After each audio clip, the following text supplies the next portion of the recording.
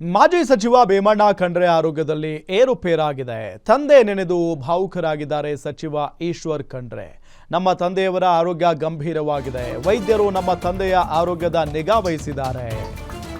ಮಾಜಿ ಸಚಿವ ಭೀಮಣ್ಣ ಖಂಡ್ರೆ ಆರೋಗ್ಯದಲ್ಲಿ ಏರುಪೇರಾಗಿರೋದು, ತಂದೆಯನ್ನ ನೆನೆದು ಭಾವುಕರಾಗಿದ್ದಾರೆ ಈಶ್ವರ್ ಖಂಡ್ರೆ ಅವರು. ನಮ್ಮ ತಂದೆಯವರ ಆರೋಗ್ಯ ಗಂಭೀರವಾಗಿದೆ. ವೈದ್ಯರು ನಮ್ಮ ತಂದೆಯ ಆರೋಗ್ಯದ ಬಗ್ಗೆ ನಿಗಾ ವಹಿಸಿದ್ದಾರೆ.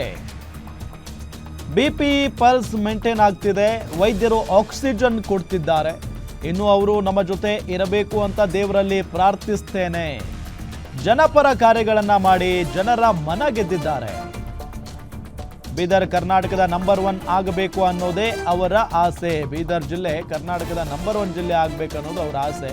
ನನಗೆ ಕಾಲಕಾಲಕ್ಕೆ ಮಾರ್ಗದರ್ಶನ ಮಾಡ್ತಾ ಬಂದಿದ್ದಾರೆ ಅನ್ನೋ ನಿಟ್ಟಿನಲ್ಲಿ ಈ ಸಂದರ್ಭದಲ್ಲಿ ಭಾವುಕರಾಗಿದ್ದಾರೆ ಈಶ್ವರ್ ಖಂಡ್ರೆ. ಜೊತೆಗೆ ಅವರ ಪುತ್ರ ಸಂಸದ ಕೂಡ ಅಲ್ಲೇ ಇದ್ದಾರೆ. ಸಮಾಜದಲ್ಲಿರುವಂಥ ಕಟ್ಟ ಕಡೆ ವ್ಯಕ್ತಿ ಬಂದರೂ ಅವನನ್ನು ಅಪ್ಪಿಕೊಂಡು ಅವ್ರ ಸ್ವಂತ ಕಾರಲ್ಲಿ ಕೂಡಿಸ್ಕೊಂಡು ಹೋಗಿ ನಾನೇ ದಂಗಾಗ್ತಾ ಇದ್ದೆ. ನಾವು ಇವತ್ತು ಅಧಿಕಾರದಲ್ಲಿದ್ದರೆ ಯಾರಾದರೂ ಬಡವರು ಬಂದರೆ ದೂರವಾಣಿ ಮುಖಾಂತರ ಅವರ ಕೆಲಸ ಮಾಡಿ ಅಂತ ಹೇಳ್ತೀವಿ ಅಧಿಕಾರಿಗಳಿಗೆ.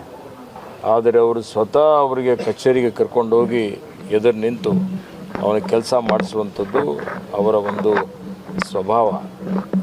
ಮತ್ತು ಇದ್ದಿದ್ದ ಹಾಗೆ ನೇರ ಅವ್ರ ನಡೆ ನುಡಿ ಇವತ್ತು ಅತ್ಯಂತ ನಿರ್ಬಿಡೆಯಿಂದ ಯಾರೆಷ್ಟೇ ದೊಡ್ಡ ವ್ಯಕ್ತಿಗಳಿದ್ದರೂ ಅಧಿಕಾರದಲ್ಲಿದ್ದವರ ವಿರುದ್ಧನೂ ಒಂದು ವೇಳೆ ಮಾತನಾಡುವಂಥ ಪ್ರಶ್ನೆ ಬಂದಾಗ ಇವತ್ತು ಅವರು ನ್ಯಾಯಕ್ಕಾಗಿ ಸತ್ಯಕ್ಕಾಗಿ ಇವತ್ತು ಅವರ ವಿಚಾರಗಳನ್ನು ವ್ಯಕ್ತ ಮಾಡ್ತಾಯಿದ್ರು.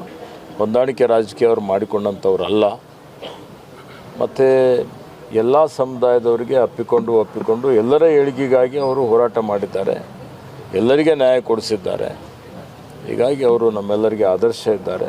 ಒಬ್ಬ ಇವತ್ತು ಮೌಲ್ಯಾಧಾರಿತ ರಾಜಕಾರಣ ಮಾಡಬೇಕು ಅನ್ನೋಂಥವ್ರು